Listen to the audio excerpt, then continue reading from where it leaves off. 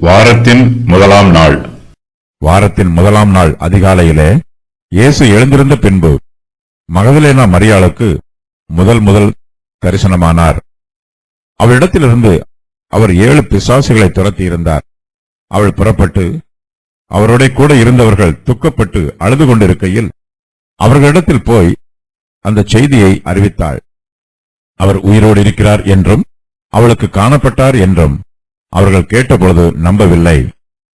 அதன் பின்பு அவர்களில் 2 பேர் ஒரு கிராமத்துக்கு நடந்து போகிற பொழுது அவர்களுக்கு மறுரூபமாய் தரிசனமானார். அவர்களும் போய் அதை மற்றவர்களுக்கு அறிவித்தார்கள். அவர்களையும் அவர்கள் நம்பவில்லை. மகதலேனா மரியாள். இயேசு கிறிஸ்து உயிர்த்தெழுந்த பின்பு தம்மை பிரத்யட்சமாய் வெளிப்படுத்திய 2 சம்பவங்கள் இந்த வசன பகுதியில் விவரிக்கப்பட்டிருக்கிறது. அவர் முதலாவதாக மகதலேனா மரியாளுக்கு தரிசனமாகிறார். கல்லறையில் இயேசு நிற்கிறதை இவள் காண்கிறாள். ஆனாலும் அவரை இயேசு என்று அறியாதிருக்கிறாள். இயேசு கிறிஸ்து இவளிடத்தில் இருந்து 7 பிசாசுகளை துரத்தியிருக்கிறார். ஆகையினால் இந்த ஸ்திரீ இயேசுவின் மீது மிகுந்த அன்போடு இருக்கிறாள்.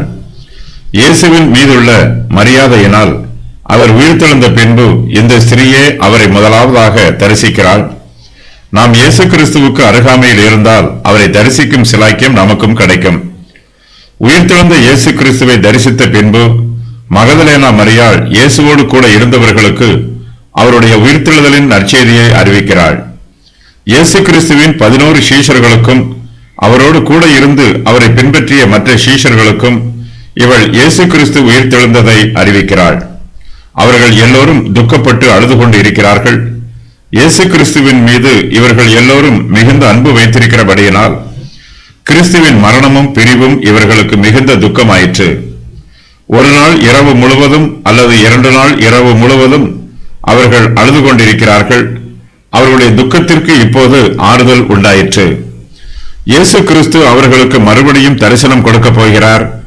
அவரை பார்த்து சீஷர்களின் இருதயம் சந்தோஷப்பட போகிறது. இயேசு கிறிஸ்துவின் உயிர்த்தெழுதலை பற்றிய செய்தி சீஷர்களுக்கு மிகப்பெரிய நற்செய்தியாகும்.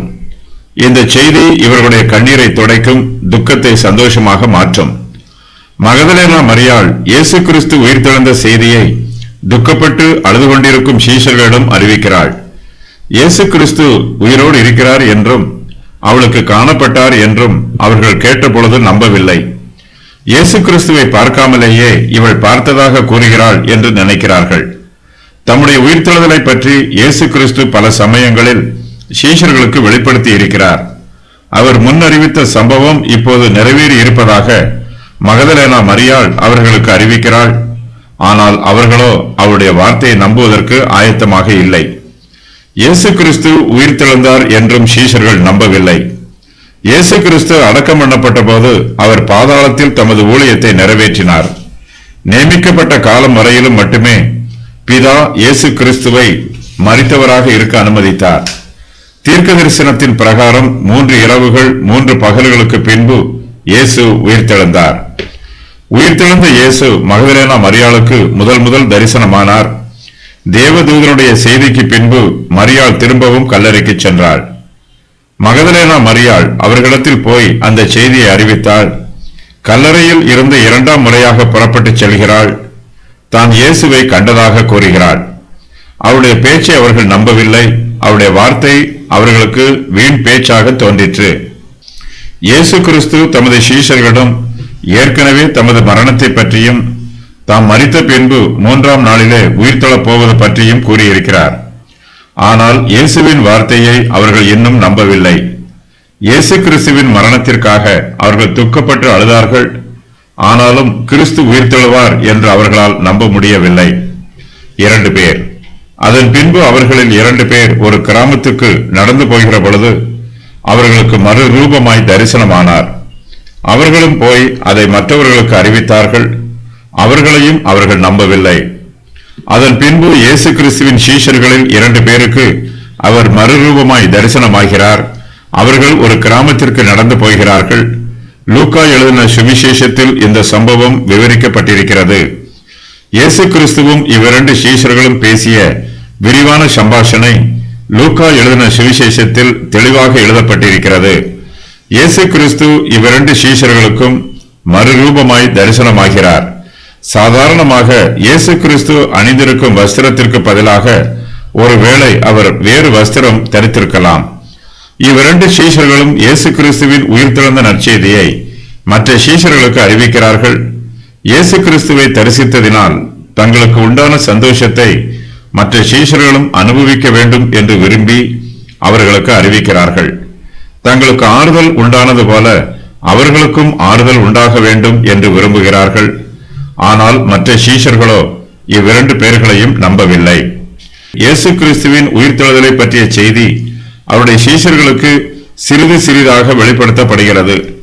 அவர்களும் மிகுந்த கவனத்தோடு அந்த செய்தியை அங்கீகரிக்கிறார்கள்.